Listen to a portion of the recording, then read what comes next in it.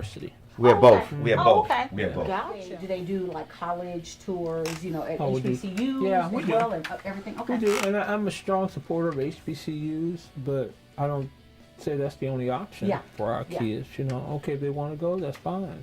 But if you ground our children in who they are, going to HBCUs, they're grounded in who they are, wherever they are, and that's more important to me. Yeah. To ground them on just who they are, so they don't go into the world feeling upside down, inferior because of, it's not arrogance, but it certainly is an air of confidence that scholars need to have. So I think it's important. Like I went to an HBCU. I went to Hampton in Virginia. Okay. Oh, awesome. And there were rules. Like you expect it to be, a TSU where we're partying all the time. It is. We were not allowed to wear the wife beaters, boys and girls.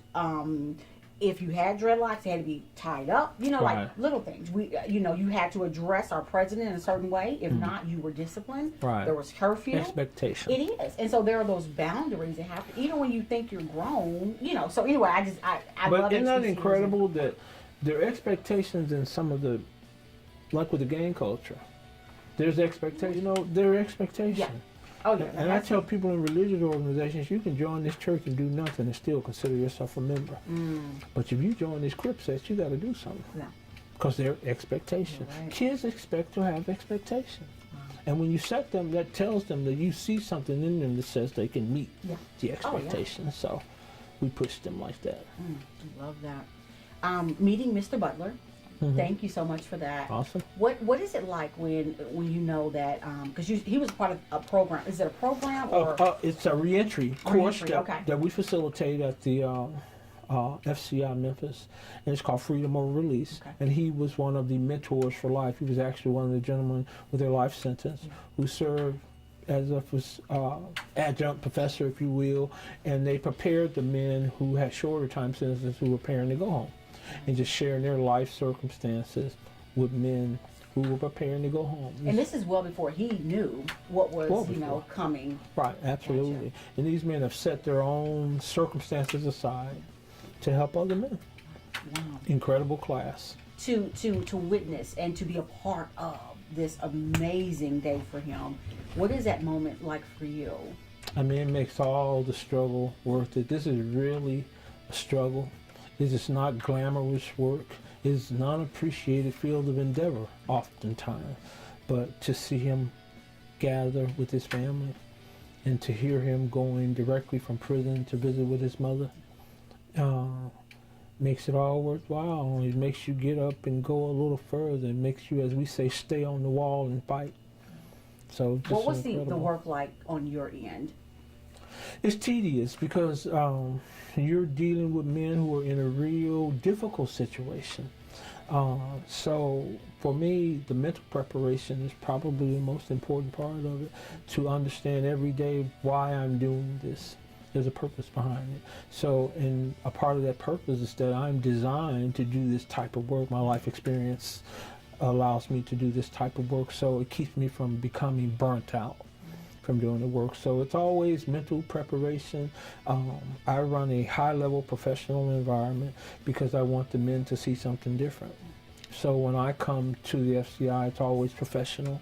We run a professional course, and my expectations are best determined by the level of my preparation. And there are times when you're writing our president, you're writing those in charge, Exactly. So that it's not just, we see the moment, we see what the success of it, but there's a lot that goes into it. There's a lot preparing the reference letters and the letters that had to be addressed to the president, to the White House, and not just letters whimsically put together. I really had to think about it and just how the men worked in the class and how they were committed. And despite where they were in their own life circumstances, again, setting aside all of that to commit to making someone else's life better. And it just warranted everything that we could do. Mr. Butler and then even others, they narrowly made it into, Absolutely. Because, Obama, of course, granted these sentences to be commuted. Now we have a new sheriff in town. Yes, ma'am.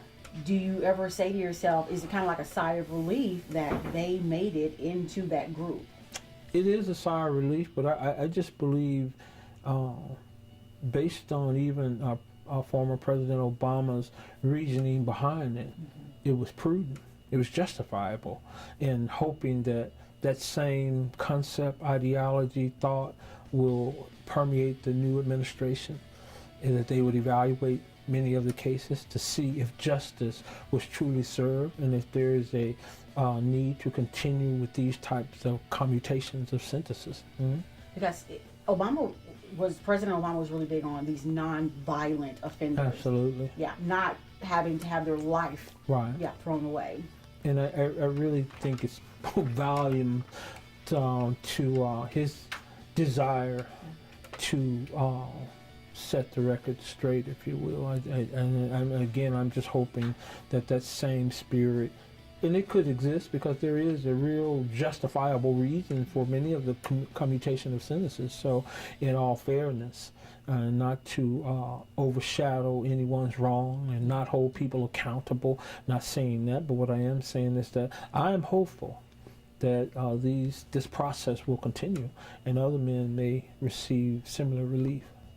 Mr. Butler was really, he was forthright on, I did wrong in the past. Yes. But it goes much further than just him being locked away. You're talking about a father of 9. Yes, ma'am. So 9 children who are left fatherless. So, this kind of becomes a cycle, it seems. It really so, what are you hoping, those will take away from all of this? Well, what I'm hoping, of course, is that there's a position that men have to feel inside the families, community. As we all know, it's probably at the core of why things are as they are, especially in the African American community. So the dominoing effect of men going away to prison, I'm hoping that people will see it, that they will become visual in understanding that it's not an isolated situation and it affects the society at large. So we can no longer say that, it doesn't affect me. It does affect you. And to say that it doesn't affect you is a dangerous position to take as well, because you ignore the negative impact of men not being positioned in the homes and the community. So I'm hoping that, I'm hopeful that this will start to spread throughout the communities. Thank you. Is there anything else you want to add? No, just a great day. Yeah. Yes, ma'am. Just a great day.